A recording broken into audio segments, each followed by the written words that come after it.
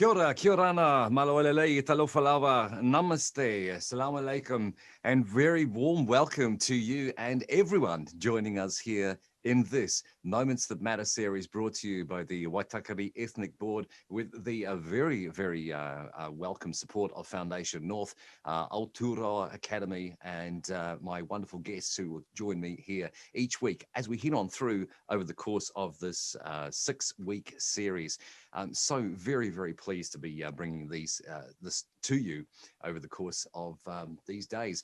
So the whole concept behind this particular series is we want to do something to be able to support all of the communities, the ethnic communities, the migrant communities from Waitakere all the way up to Northland, right to the far north. However, we want to help everybody. It's not just these particular communities as well. Over the course of these sessions, we're talking around kindness, empathy, mental health, well-being, wellness, resilience, mindset, all sorts of things that we would often call the soft skills, but in actual fact, they're the skills that we require on an absolutely daily basis to ensure that we are succeeding at our potential.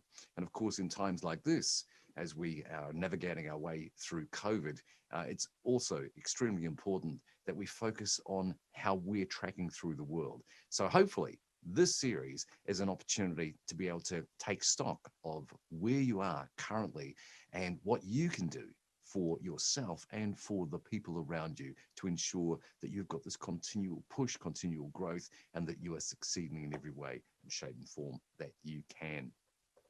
We have a wonderful range of guests over the course of the next 5 episodes, but of course, coming up very shortly indeed, we're very pleased indeed to be bringing to you Filipo Levi, who's now a leadership coach, but he's had an incredible career in international rugby, a former captain for Manu Samoa, working all around the world, playing at the World Cup in 2011, had a significant career in Japan, and now is using all of those skills to bring the concepts of leadership and all of the work that he's done over many years to fruition and to support various communities.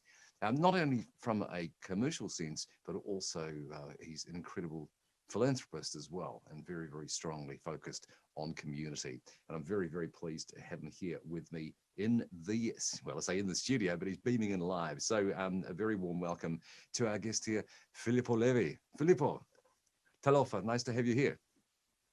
It's alofa, tēnā koutou katoa. Yeah, thank you, Greg, for the introduction. Very kind words. My pleasure. We'll probably put it out to the world. Filipo and I share a particular association. We're both in the Professional Speakers Association of New Zealand, which is where I came to know Filipo, and got to chatting with him only pretty recently, I've got to say. So it's been a wonderful opportunity to get to know him better. And it seems that we have an ethos in that we share, which is a really wonderful thing, which is how we track through the world and how we care for our communities, which is a really valuable thing. So the way that this session is going to work is Filipo and I will probably have a little chat here at the front end, and then I'm going to release Filipo to speak with you directly, and then we'll come back at the conclusion, and hopefully we'll be able to connect with you. Please feel free to fire through some Q&A onto the webinar, and if you're watching this on Facebook Live on either my site or over course on the Waitakere Ethnic Board site, feel free to put some comments there. I'll be bouncing backwards and forwards between those various websites, and we'll see how we go. So, Filipo, I'm going to take you right back. So tell me about your heritage. Where are you from? Where were you born? And tell me a little bit about your childhood. Well, yes. Well, interesting. We're going to start off. Actually, my talk starts off with my origins. So I'll just give you a bit of a insight of where I've come from. So it doesn't spoil the surprise when I talk.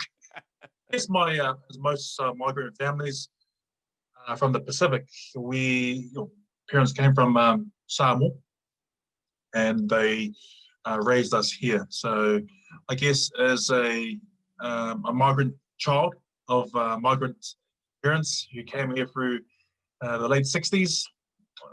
They came to New Zealand for many things, which I'll discuss later on. So that's my background. Parents came here in the late 1960s, searched for those opportunities, and here I am, 40 odd years later, reaping the so-called benefits because of their sacrifices, which I will talk about. So that's a wee bit of our background. So when my parents did come, they sort of met around Wellington, and then floated around, and father married, and father ended up in the job in the railways and moved across the North Island to Huntley, and then we landed in Glen Innes. So that's where my sort of journey started. A lovely snapshot there, Filipo, of your journey. Interesting kind of thing, isn't it? As when we grow and we move, and we're at the whim of our parents to a great extent, right? So whatever is required, wherever we've got to go for work, wherever we're going to go for family, we're brought along, and our experiences then shape us. And we always have this tendency to potentially look back and go, what could have been different? What might have happened if we'd stayed in another particular region? What might have happened? And of course, you can never know that for a fact, and you can never have any kind of regret about what may have happened or grown. But you have had, by what I think most people would consider a phenomenal life and a phenomenal career. I mean, some of this, to aspire to playing international rugby is something that a vast majority of people aspire to and dream about, but not everybody actually manages to achieve it. So with that, I would love to know your, and you're probably going to talk with us about in your talk as well. So again, I don't want to preempt anything, the elements, but I will ask you this: in all of your career, in terms of the work that you've done around the world, what would be one of your high points? Because there's probably too many to think of. I guess looking back at the sacrifices that my parents took, and a lot of it comes down to their faith. So a lot of what I talk about today is sort of the values-based culture that we have, and that's the drive. Yes, my parents have to provide a easier pathway for their children. However, when you're trying to be a rugby player, the pathway is littered with bodies and also barriers. So I guess it's not really up to you what your drive is. But also what's important for me were so many people that supported me. So I don't think of myself as being success. I'm only the success because of others who have given their time to volunteer to coach me from a 8-year-old all the way to even now. I'm still being coached by other coaches because I'm gone to the coaching, sports, and also speaking. So I'm still being coached and mentored.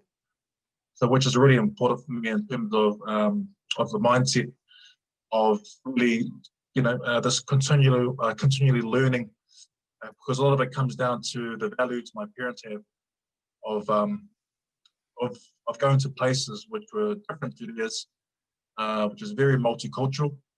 Well, actually, it was very bicultural back in the 1960s. But yes, within 10, 20 years, things rapidly changed into very diverse communities. So, which is fantastic, I believe, for Aotearoa in New Zealand, with many of our different diverse groups from South America to Southeast Asia to many places, which makes New Zealand a fantastic place to live in. I have to concur. I think my experiences probably mirror yours a little bit in terms of the growing up in what was seen very much as a bicultural nation, right? And to an extent, even when I first arrived here, and I immigrated here when I was 3 years old, and then it really wasn't even bicultural. It was monocultural. So certainly I grew up in a little tiny town called Mangatawhiri, and we had roughly 300 people probably living there, little village, farming village. And, all the faces around were like mine, apart from Peter and Michael Kapa. And they were the only two people who could claim any sort of ethnicity in the region, but it wasn't something that we didn't see race. I don't think there was any really in a small community like that. It really wasn't a too much of a challenge. But I've loved seeing how New Zealand has grown and moved and morphed, and we've gone through our challenges definitely, and we continue to have challenges, and we will. But I think there's a great deal more focus on assimilating ourselves, but not losing our cultures. And I think that's a really big, important part of us, for anyone as immigrants, is really that we are very strongly embedded in our own communities, but we must connect. We must have cross-culturalization, because it seems unfair to not share the beauty that's within our cultures. And I'm on a journey of exploration in this as well, and on a journey of learning te reo, and becoming more, I think, and that's a really big thing. And what I like about your focus is your sharing of your experiences in terms of the leadership growth and the ability that you have to take what you've learned and then pass it back to those people who come to you for that skill set. So I'm very, very keen indeed to hear what you're going to be talking about as we rock on through this particular episode. So what I might do is do this right now, actually, and let's put you out there on screen, and I'll sit in the background, and just give me a call when you are ready and raring to go, and we'll get back into a bit of Q&A. Or feel free to use me at any point as well if you want to make any kind of points. So to our guests, here is Filipo Levi. In the 1960s, there was a huge migration from the Pacific, also to fill the gaps in the so-called areas of the so-called blue-collar work. So a lot of these places were factories who were looking for workers, and mainly cheap labour that they could source from the Pacific Islands. New Zealand's economy was healthy, hence they saw a gap in terms of workforce and bodies, something that we're finding now in this current pandemic. So my parents came up and they chose to leave Samoa. And I guess my story begins with their journey. And I like to start back with my father. My father was raised on the island of Savaii by his grandparents, and was raised, which is very common in the Samoan culture, where many parents allow their grandparents to look after their child. So my father took a leap of faith in terms of leaving the island, Savaii, and he went to a college called Avele College, which is in Apia, the capital of Samoa. So the bus journey, there's a bit of a journey there in terms of the ferry. It's about a couple hours ferry from Savaii to the main island, and then another hour and a half on the bus to get to Apia. So my father's journey begins with him taking those steps along the way. Fast forward in the time he left school, he worked in Savaii and a lot of the sort of the land and titles courts, and he was someone that worked with a lot of the families in terms of their land and what was happening on their farms. So it came to a point where my father saw an opportunity to move to New Zealand, or Aotearoa, New Zealand, in the 1960s, and he took that leap of faith. So when my father came along, he was the bag. When he came across here, he met with family members, and that's when he started to see a country full of opportunity.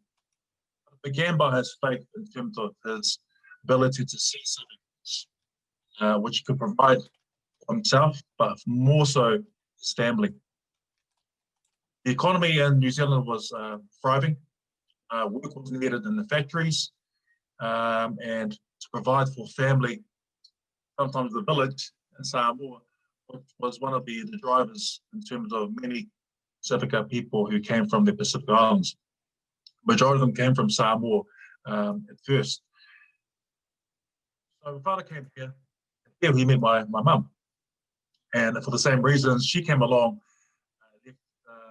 her village of Faliasigu, which is not far from the airport. So mum was raised pretty much in a farm, quite a big farm. And she loved gardening and loved a lot of farming different products and produce, which was very abundant in the islands then.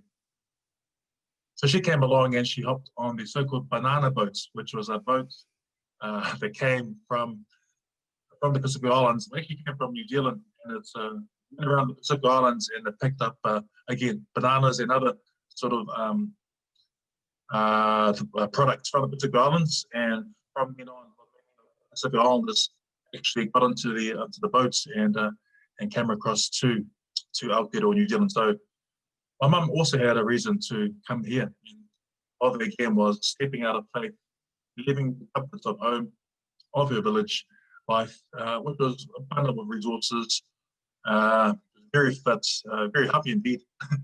Many people then were relied on a lot of the manual force and manual skills, which was passed down through generations of Samoan culture.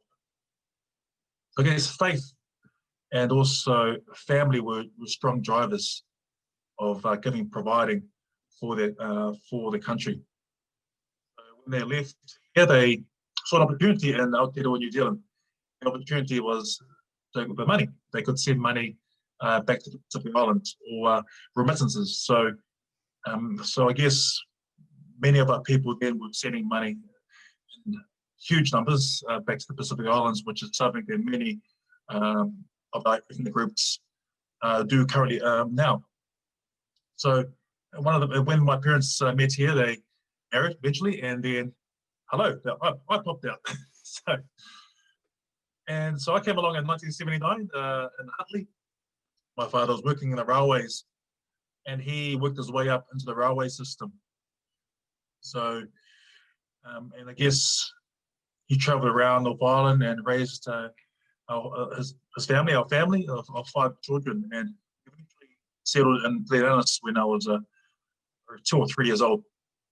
And I went through the schooling system here in Glen Innes, and when I was 10 years old, I remember my father was having discussions with family about moving somewhere, and I don't know what it meant, but all of a sudden I found myself waking up in the middle of the night, packing my bags and hopping in the car with Dad and my younger brother.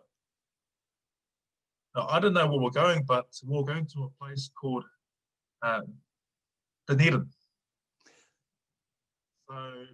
So Father packed the bags up, we hopped on, and the plan was my mother and my other siblings were to bring in new tenants in my parents' house, and then sort of pack up and then fly down from Auckland. So they came down eventually. We ended up in many hours of driving, but it was fun. So I guess leaving the frostbites of or the sort of cold mornings in Auckland to the winter of Dunedin was a bit of a culture shock. I guess my father, he saw an opportunity for himself. He wanted to leave his job, and a lot of it came down to his values. I guess his values clashed with his work, and his work was really provided comfort. We were provided for. We never, but I was always well fed, and we were always well looked after. So, and many sacrifices my mum made to stay home. She also worked as a Sunday school teacher and also a cultural teacher. So she used a lot of her expertise in the Samoan culture to teach and to keep mentoring people. She also used to sell at markets. So she had quite a business mind, my mum, and which is something that she learned from my granddad, who ran a sort of quite a good business in the farm. Quite funny what they used to call him a balangi. I'm not sure what they called him that for, but I think it's more that he was very, not tight, but he had certain names. He knew how many hours each person worked and how much they were owed. So he was very detailed with this, which is something that I to inherit. But that's that's something that's which my mum took on board. So when my parents went down to Dunedin, they one of the drivers was my father to become a minister. So my father left Dunedin in Auckland, 1990, and I was still at primary school then, standard 4, and living there to come down to Dunedin. And I guess like most migrants who leave their comforts of their countries or escaping their countries for different variety of reasons, very complex. I guess my father he saw things quite differently. He could see something which was driving him, and a lot of it was based on his faith. I guess his faith was based on the Christian values, which of driving change, of respect, of service, and also in his work life and his values-based system really clashed. So I guess he went down to Dunedin with a goal, and he knew he had to change his life. And that came through him taking that leap of faith, as many of our diverse communities do every single day.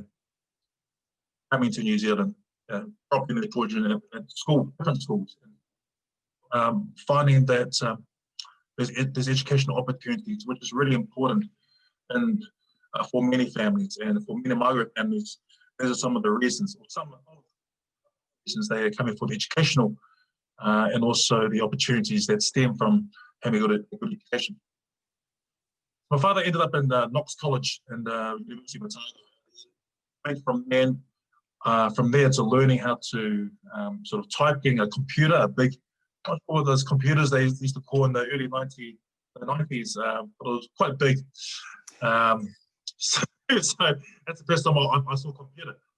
So there were different games on there, and so my father went through there, typed, and 3 years later he has his bachelor's degree in theology.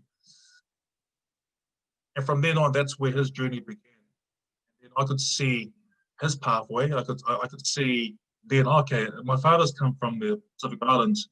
He's taken up one of the difficult subject of theology of all degrees to study at in the University of Otago. So he left Dunedin and he found his first church role in Christchurch. Fast forward to me. So when he left to Christchurch, I was sort of in Dunedin to finish off my senior years. I was out of friends, and I was about 17, 18, and I eventually I had a goal as well. I liked rugby because all my friends played it, but also it's something I could see as to become an All Black. But also I had drivers to people Samoa, because Manu Samoa were a team that I looked up to when in the early 1990s, when Samoa were great. And this was the times when they made, they were consistent in making the so-called quarterfinals and semi-finals. So I had a goal, either you're in the All Blacks, I felt the All Blacks, I'm making the Samoa, but I'm making the Samoa team. That's okay. I'll just adapt and I'll just play for someone else that I really sort of give my best in. So I left school. I went to university, and that was a bit of a struggle going from high school to university. Because one thing I knew was that I was, I liked small groups. I like 10, 15 people in the class and one teacher. But when you leave high school, when you go to a lecture theatre of about 500, 600 students, you really are alone.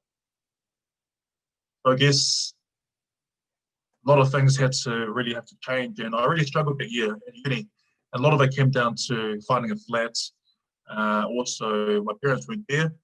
Had to really find my feet and really find people to help me goals in terms of my rugby goals and club rugby, but also providing for my family as much as I can with the very limited funds you get as a student. So I had to do the odd jobs, and something you need to do.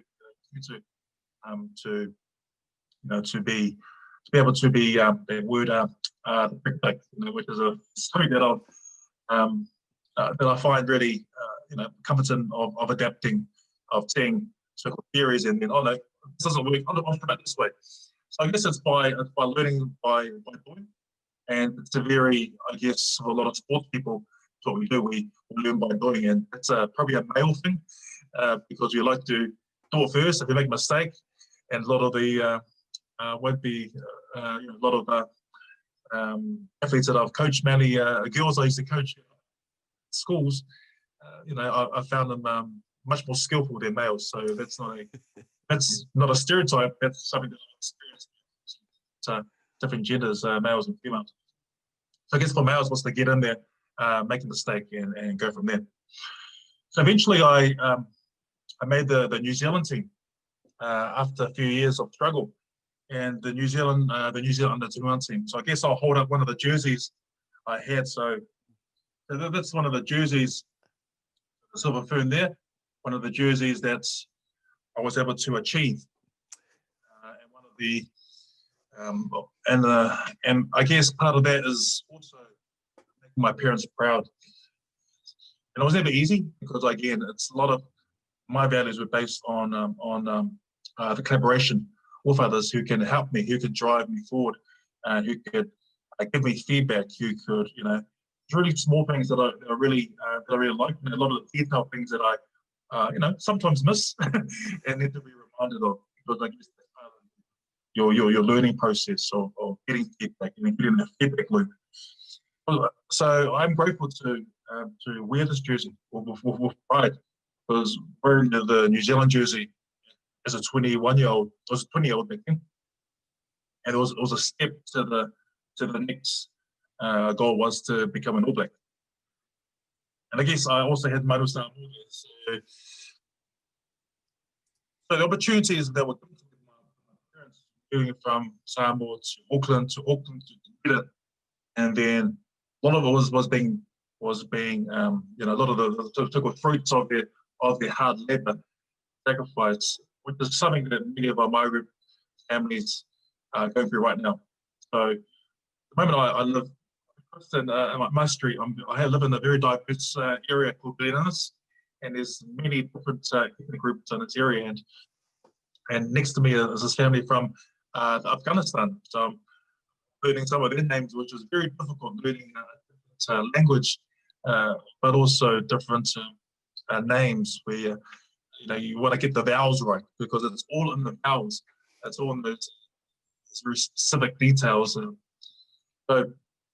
So I can see their journey coming from Pakistan as a family that has left a country which is rebuilding, after a very difficult time of decades of war, and coming to New Zealand, for different opportunities. So it's good to understand wee bits of what they're going through, and I can see my parents, even though there wasn't any warfare in Samoa, many probably through families, but you admire many of the migrant families coming from areas which are war-torn areas to see these opportunities. So one of the takeaways, well, something that you can take from my talk today is the hard work and sacrifice that you're doing now. The fruits of your labor will come out 30, 40 years later when your children do go to university, because through my father's sacrifices, I was able to go to university, and behind me are a couple of degrees that I was, grateful to have support from my peers and through lecturers who mentored me, supported me from my journey of trying to become a graduate, and it was really tough. playing for different teams, and one of those teams I played for down in Dunedin was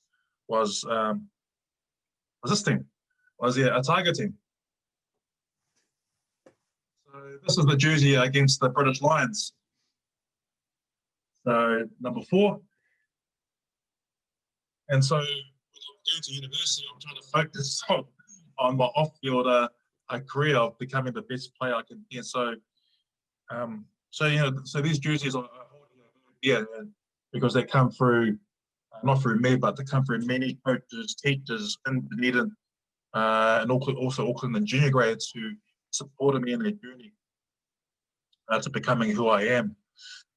And for many of our migrant families who face a multitude of issues through language barrier, through different cultures in New Zealand, and I know many migrants who come here have not seen a Samoan before, or Polynesians, because they come from very monocultural countries. And again, when I finished my career in Dunedin at Otago, and I eventually finished my first degree, which a degree takes about 3 years, but mine took about 6 years.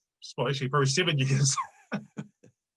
So again, I was always, think about my dad. He took 3 years, so I guess I actually doubled score. So, but the main thing is, it's not how you start, it's how you finish.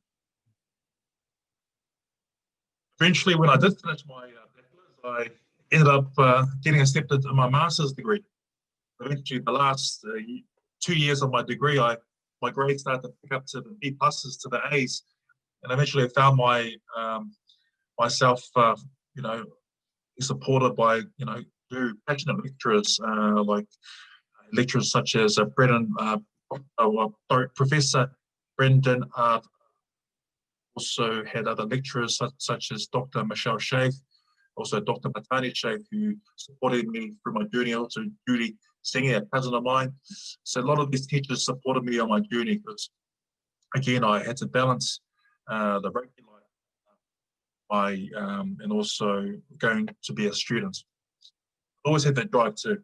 Not how you start, it's how you finish.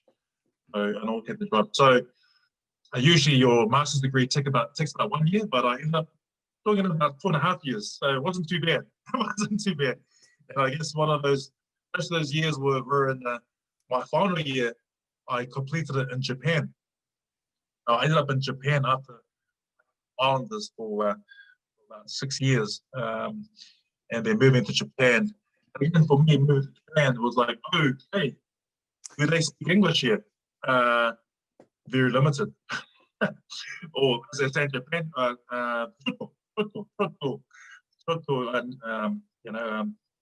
in terms of their language. So again, I had to learn a language, and I had to relearn, to unlearn, and to learn again a different culture.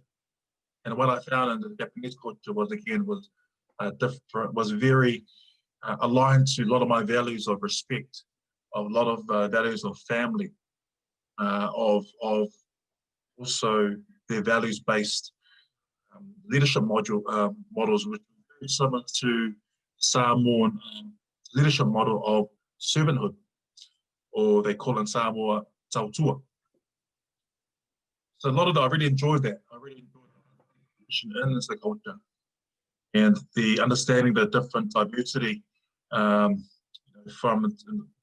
my team members who were in my team. We came to Japan. So some of the, I guess, for me going to Japan was a challenge. Many migrant people come to New Zealand have to relearn English or Kiwi English, which is very different to what you hear on the TV. And so again, learning these different, sort of very different cultural slangs, as you say them, and also these challenges, but also the opportunities to learn different things, and also to provide those values from your countries and bring them to Aotearoa New Zealand. I'm going to wrap this up. So I spoke about my parents coming from the Pacific. yourselves who are watching this webinar probably have come from different countries, different religions. You've come in search of these of opportunities of the economy, of education, of providing for your families and your communities back in your countries. So what I say to you is that your sacrifices now and your hard work that you're doing every day to provide for your children, you will see the fruits of your labor. And because of the values that you bring into this country as well, a lot of the values of servanthood, of the relationship are based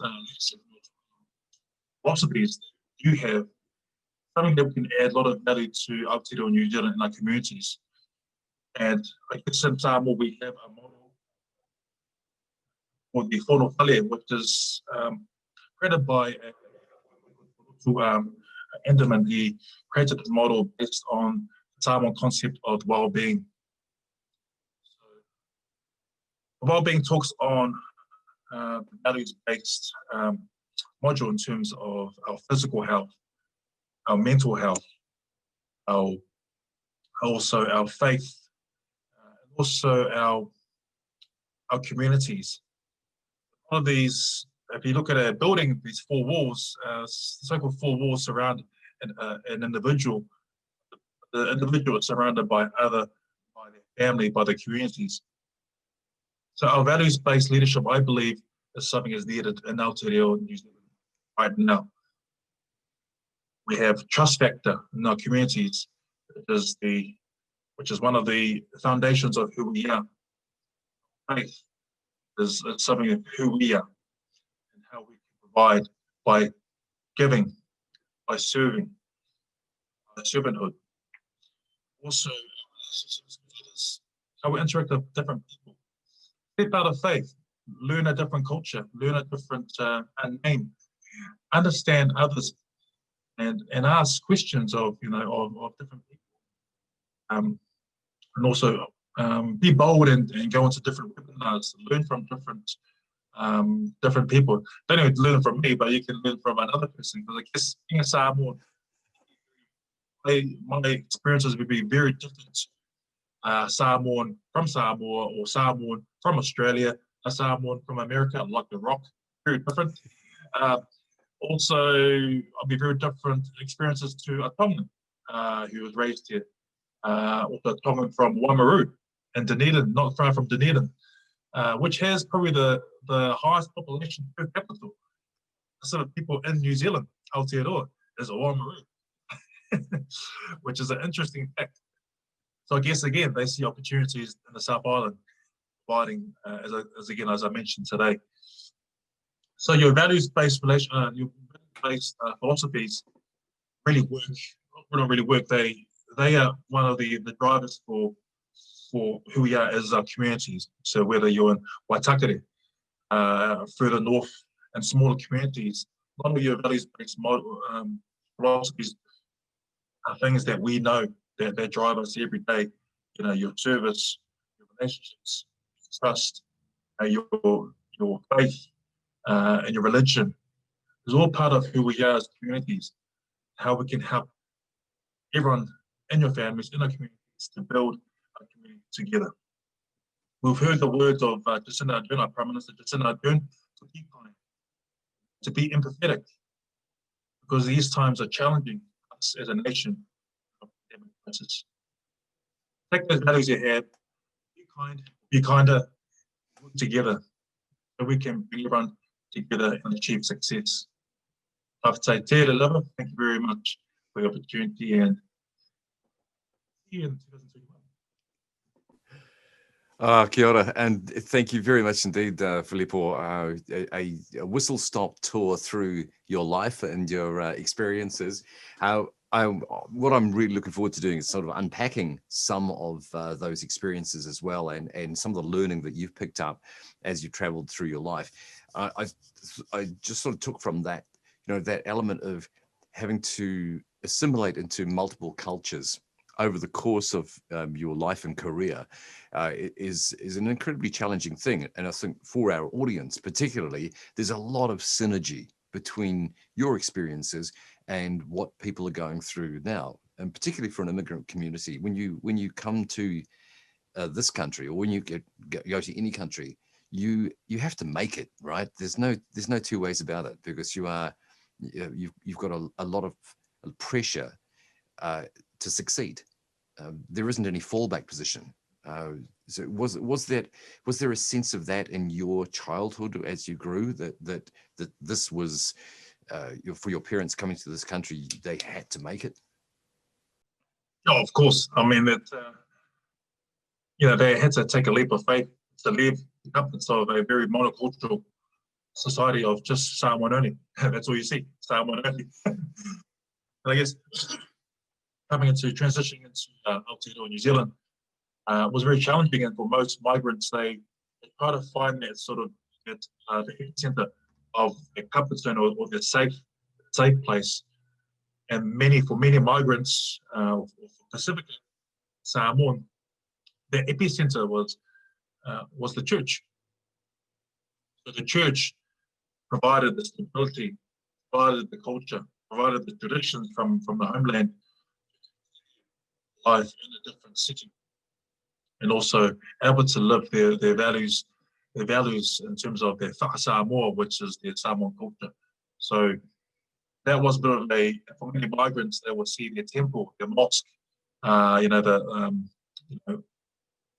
many religions they find as ecosystem. They will go there because it provides the values that they be brought up in their country, to also pass it on to their children. So for me, for my story, I'm trying to be as clear as I can. There's many other things in there as well. I've lived in many countries. I used to live in Wales after Japan, and I thought Wales only spoke English. Well, I was wrong. Very proud culture. A very proud culture, the Welsh. Oh, very. So I had to learn the accents, and also some of the questions or phrases they used to tell me. I was trying to understand what they were saying. So one of the words I was trying to get for a long time was, but you're right. So this, so in my head I'm thinking, are they asking me a question, or are they asking me, am I okay? So they're saying, you're right, but. So I'm not sure if they're talking about my butt, but my big butt. I'm not too sure. It wasn't until later on, a few weeks later, that I understood what it meant. So I said, butt was, hey, butt. So butt was buddy. It was just a very, was taken from buddy. So it's more like you're here in Aotearoa, New Zealand, will be get on the road. Say, hey man, those sort of words. So hey, but also you're right. So that's another. Wasn't too sure if that was a question or it's asking me, am I okay? So you're right is like, are you okay?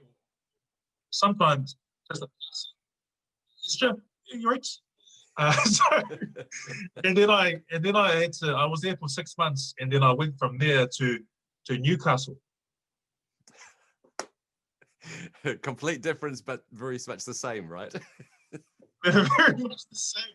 It's, again, didn't have a clue of what they were saying up in the Geordie land. So I was there for 2 years. Learned a few Geordie slangs and a bit of Geordie culture. I guess that's part of my experiences. I love to experience different people and different cultures, and having fun doing it, and learning. Learning, because it's not always about me being Samoan. Samoans are the only ones in the world. Oh no.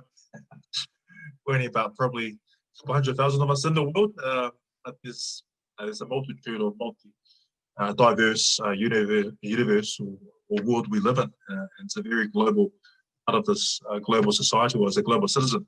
It's my responsibility to understand others where they come from, what are their values, how can I help them. I learn different from my upbringing of what they do, and try to to understand my mindsets. And so those are some of the things.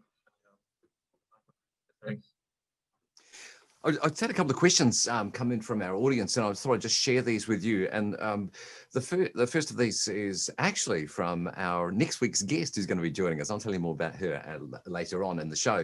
But the first question from Danny is at what age did you start playing rugby? How old were you? I played when I was probably 8 years old. 8 years old. So I played. So in Auckland, I played for a club called Tamaki Rugby Club, and I only got to play because I cried because my brother was playing, and I was crying because I thought it was unfair. So yes, 8 years old, and but back then, my father was very strict. He was very religious. You can't do this. You can't play on Sundays. When we went to Dunedin, I started to play Sundays. I used to sneak out of the house to play Sundays, and I guess my father, through his training, through the theological hall, they actually gave him, a different worldview of what it means for different people, and what their Sabbath is, or what they see him as holy. Or so I guess that's I want to talk about theology. I'll leave it to the. But I just I started at 8 years old, and then I sort of went against my father's values, but then he changed his values, and then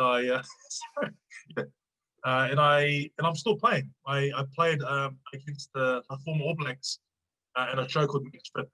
It was good last night on TV3. So if you want to watch me play, go to the TV3 app, and you'll see me playing at 41 years old. So, still playing. What differences have you found over the years in terms of your physicality?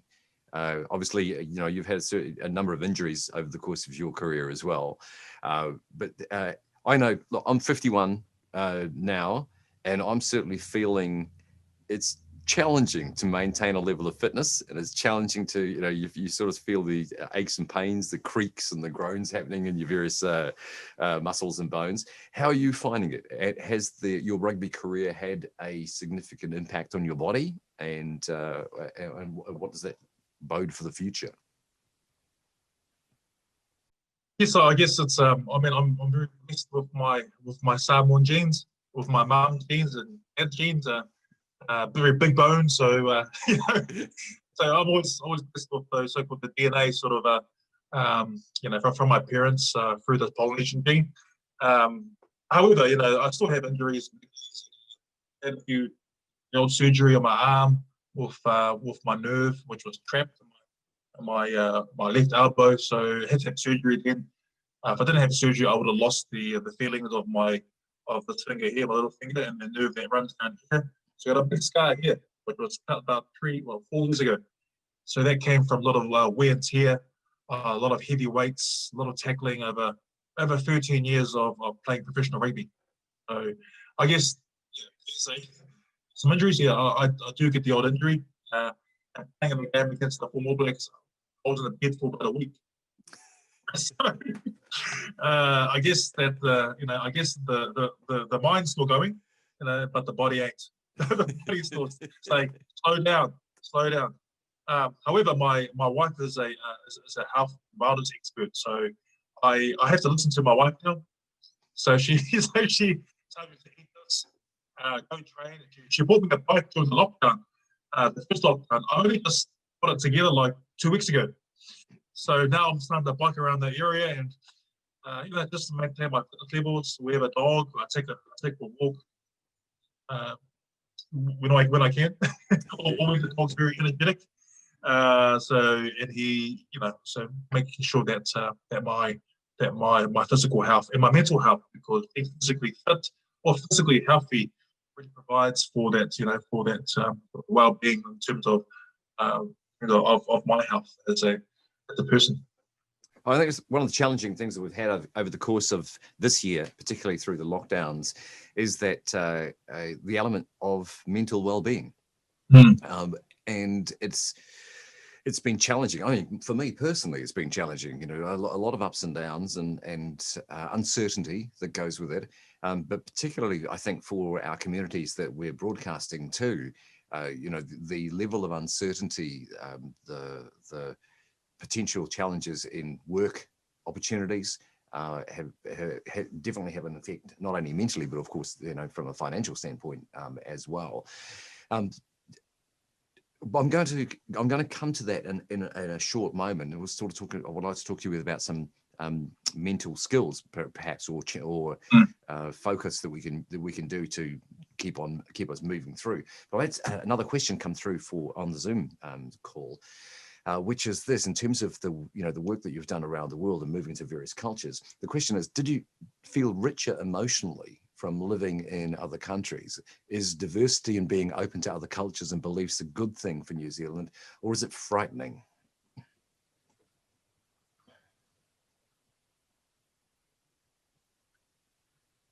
Frightening.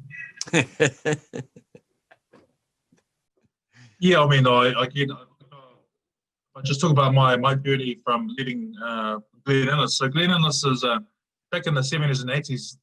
Glen Innes was a very Maori Pacific community, so it was pretty much brown in Glen Innes, Auckland. So for about 8-9 years, coming from Italy, coming to Auckland, I lived here, and it was just very Samoan. That's what I was surrounded with, a lot of Polynesian people.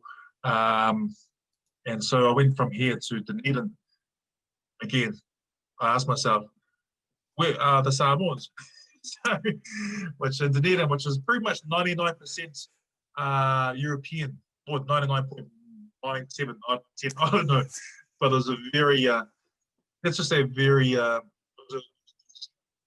I've gone from one extreme, very Polynesian-based community, to Dunedin, which is a very monocultural community. However, there were pockets of history of Chinese miners, which I started to learn about through a lot of the guys I went to high school with, the Tin family. So a lot of these families, the Turner family, so a lot of families who were already generations, the second or third generation families in Dunedin. So I got to understand and unpack a lot of the history of Dunedin and the migrants, the Chinese miners who came, many in Europe, they pretty much came down to the gold rush in the South Island in search of opportunity and also search for gold. So going down there, found it challenging, and I guess that's part of who I am, adapting to different environments, adapting to conditions, adapting to different cultures. It's not easy. You have to be uncomfortable. You have to ask the odd silly question. If you don't ask the silly question, then how else are you going to learn? It seems silly to you, but for them, they're probably thinking, "Oh wow, this guy wants to know about me. They want to know about my culture." And then when I started to move around the world with Highlanders to South Africa, to playing for Samoa, going to Tonga, again very different to Samoa culture, to Fiji, again something I studied at university was the Indian who came to Fiji in the 1800s or early 1900s through the British. So again, there's history there, and again, understanding that for university, because it's something they don't teach at high schools. They don't teach you about the indentured labourers who were brought in by the so-called British, the British authorities back then. I guess understanding that and understanding cultures really, makes me want to learn other people and how history is formed and empires in the Pacific. That's something I've just learned sort of recently about different sort of empires in the Pacific, meaning, and there were, and also, going from there to Japan, Wales to to Newcastle, and then I went to Nottingham as well. So Nottingham in the Midlands for about a season. So yeah, I guess so. It's been broad and also coming back here and understanding that New Zealand, Aotearoa, we are changing. I read a statistic I read a few months ago. I think it was Paul Spoonley, my professor, highlighted that the statistics for Auckland in the next 30, 40 years is going to be 30, 40% Polynesian, about 30, 40% Southeast Asian. So we're going to have a very diverse Auckland. So I guess if you haven't accepted that this is going to change, well, you better accept it because it's changing currently. And I guess with those different cultures mixing with the New Zealand culture, and also understanding that we have a treaty and the bicultural relationships, which is the founding foundations of Aotearoa, the treaty or Waitangi. Understanding those people, because not many people understand it, especially a lot of Pacific people. You come here to New Zealand, they don't really understand the treaty of Waitangi. But also, again, a lot of us haven't been taught at the high schools in New Zealand. So we're going through a stage where we are learning our history. Because in the future, it's I think I'm very optimistic about the future and the way the government's going with keeping us safe and providing pathways for different migrant groups to come here, because it is the so-called milk and honey. New Zealanders, that's something that Pacific people saw, the milk and honey of New Zealand. And that's taken from a lot of our values, from also our culture and religion. So I guess for diversity and ethnic groups, coming here, we are here for a similar reason, and opening our minds to these different cultures is about adapting, about thinking, about how can I learn, how can I see things differently, and I guess for many people it's a challenge, and that's something about their mindsets. So having that mindset to really think outside of the so-called screen we are looking at now, actually walk out and actually learn about other people.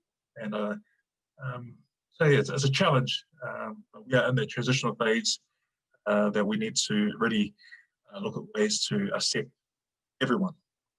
I completely agree with you. It's a wonderful time, I think, because we have this openness that is happening. We have a government that is empathetic and caring, and we have an opportunity for us to be able to, with less fear, I think, be able to look at other cultures and experience the wonderful diversity that we have here. I was very fortunate personally when I was 18, 19. I was working in a factory in Mangere. And I'd actually been employed by this factory in the office in a sales role. So I was in with the computers and doing all having a ball, but I was also wanting to join the army, and so I put my application in for the army, and they accepted me, and I had about 2 months or so before I joined. So I went to my employer and said, "Hey, look, I'm going to join the army," and because I wanted to let them know that they need to find somebody else. And they said, "Oh, well, you'll leave in about a month's time." And I said, "Well, I won't have any work for a month."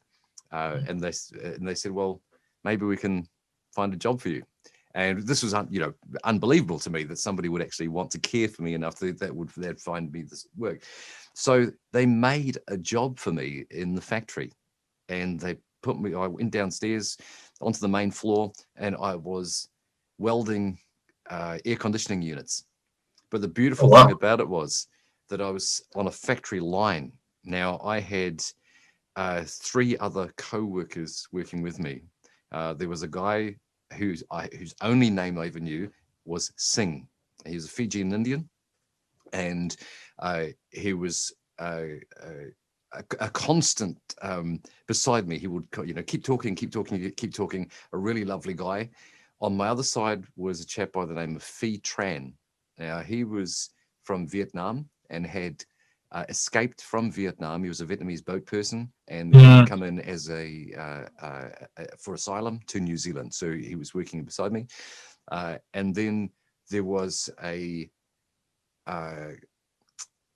Tongan chap by the name of, I think, Saul Wolfgram, I think his name was, and he wanted to be a professional boxer. And so the three of us on this line had incredibly different lives and different ideals and different concepts. And the four of us got on like a house on fire. And it was brilliant. And I was learning all sorts of different things about cultures, about journeys, particularly with with Tran, sorry. He was telling me all about his journey. And it was harrowing. 14 years old, fleeing in gunfire. And you're not having an experience of that, it's really hard to understand, and certainly at a very young age for myself as well. It's, you know, you don't have life experience to be able to really assimilate it, you know, and to understand the depth of that.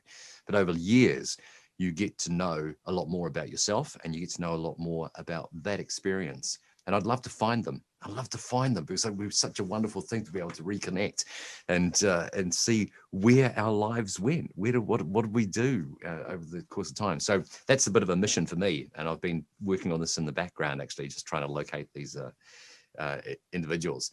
But what I'd like to, we don't have too much time left.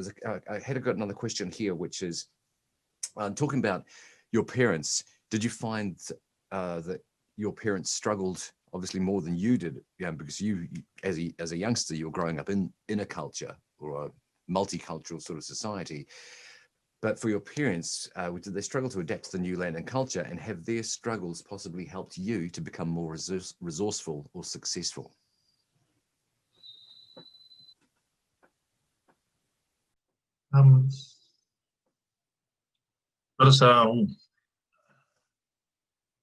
Yeah, I think, I mean, just through knowing, understanding their story, because now they can talk about it.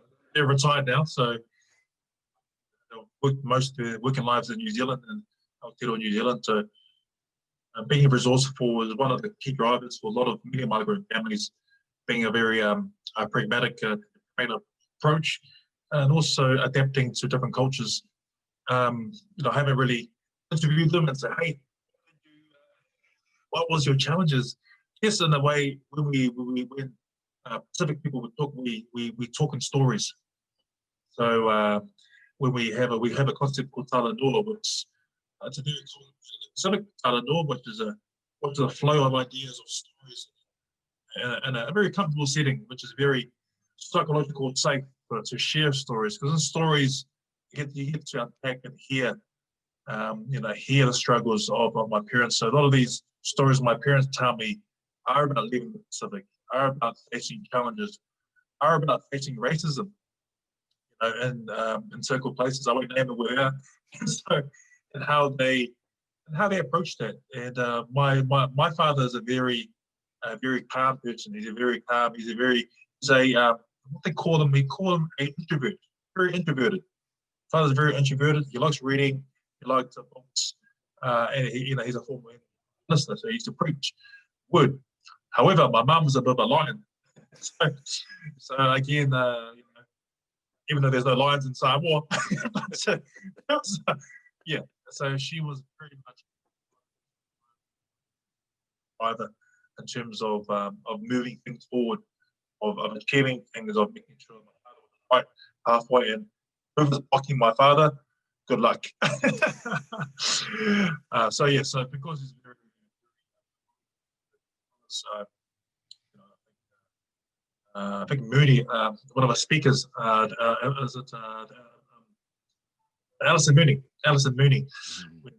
Years ago, when Alison Mooney spoke about different colours of different personalities, you know, red, orange, yellow, and green and blue. So if you're looking at the blue and green, which were the introverts, we're very quiet, calm, detailed people. Where the red and the orange were pretty much extroverts, and also the drivers, and also wanting to get results, and you know, so they had different values-based systems. So my mum was very red and green, and also yellow. So she was in that three. So if you're looking at with a chart. So there's 4 colors. My father was pretty much a very, very, very blue and green. So, and that's probably not that's not probably not a Samoa thing. That's quite a universal thing. People who have different personalities, who are introverts, extroverts. You have those who combine both of them, who are so-called omniverts or ambiverts. You know, that's the term I learned years ago. So I guess yeah, they very had to, in order to thrive in a different environment, you know, they had to adapt. They had to adapt to what they had, and of course they had challenges. Had to learn English, you know, the New Zealand way. You know, there's a different way. If you're learning in Australia, again, very different. Go to America, you know, you got these different sort of skills they had to learn. These micro skills my parents had to learn. So I'm sure it was a challenge. And I'm one of the I've taken on board, you know, their sacrifices and their hard work. Because one thing they want to see us do is to fail, because they've given us an opportunity to leg up, you know, where we are. So those are the values which our parents came here for to be successful. Them, that's something that's really drives me to be successful in speaking, and my business speaking, and be the best I can, because I see there's a gap here. There's not many specific people who do this professionally. Actually, I can only think of 2, I think. So again, it's a challenge for us to leave our confidence of our group. And hey, I'm a speaker. I run a business. I say, oh, why are you doing that for? And say, I want to inspire people, empower people, and collaborate. So those are some of the words I use. So, oh, that's interesting. But I guess they yet to understand until they actually take a leap into faith, which I had done a few years ago. So yeah, taking those learnings, taking from my professional life as a professional speaker, become better, to learn, to adapt, to change things. So yeah, I guess I'm part of my parents. I represent them. What I do. Thank you very much indeed, Filipo. What I'd like, if you can leave us with something that is tangible for our audience in terms of perhaps some of the work that you do with coaching and so forth. I know that you use various acronyms in some of the work that you do. Is there anything that you can leave our viewers with in terms of the situation we've got ourselves in right now? We're still powering through COVID. There's still uncertainty, still challenges. What can you share with us that will potentially help our audience? Well, look, during the first COVID lockdown, I sort of trying to work and trying to get some work as you do online, and I came up with an acronym called ACE, called ACE COVID, or ACE, the pandemic, and I got to speak on this with a online with Philippines, a channel called New Channel, which was founded by the former president of the Speaker Association Philippines, Lloyd Luna. So I speak about ACE, how do you ACE this pandemic, and also the challenges. So A is, I won't go into too much, but I'll very briefly. So A is adaptability. So A is one of the key things is how we approach this pandemic and this hopefully post-COVID lockdown out here in New Zealand. So adapting to situations, and it's very, in a tough environment where we are. Many of our families or friends have been let go of work. They have to relearn different skills, to unlearn skills to adapt and thrive in the new economy. So a lot of those, for example, we are talking about using Zoom, using different different channels into digital platforms, or how we do speakers. So that's one thing, adapting to new conditions. However, for business, people have to sell different products. So it's back on that. How do you adapt through that? So, but also adapting for, if you get let go of a job, how do you find a different opportunity somewhere? And but it's a challenge. I don't have all the answers, but I just have adaptability as something, mindset-wise, it's something that we can have and use, and finding ways to help you. The second one is the collaboration. So collaboration. So C, for collaboration. Collaboration is really a key thing. So collaborating with different people you have probably not networked before. So if you're in a business, finding different groups who who you can learn from, or you can offer to help someone in. Not asking for any business transactions. It's how can you learn from others? How can you provide value to others? Because this is one a tough environment. So probably in your communities, collaborating more at your mosque, or the church, or the synagogue, or the temple. How can you do more to collaborate with others? How can you provide good service? One thing I mentioned is service from a values-based system, which is very about serving others. So collaboration is really about how can we learn within our own cultures? How can we collaborate with others outside our culture of comforts, and learning from different people? Because when you learn from different people, that enables you to learn different things, and it provides you a different pathway, and in other ways, using also social platforms. You can join Facebook groups, and create your own LinkedIn group, which I have, and that's something I challenge on. But if you want to join this group, but you can create your own thing. You can start to collaborate with other sort of like-minded people in your networks on social media. If that's where you feel that you can drive change as well. So the last for X, A, ability, and C is collaboration, and E is power. So empower, I talk about empower is about empowering others by your servitude, empowering others in your family to support them, empowering yourself through education, through the digital channel. There's a multitude, there's so many online programs at the moment, and there's many free ones at the moment.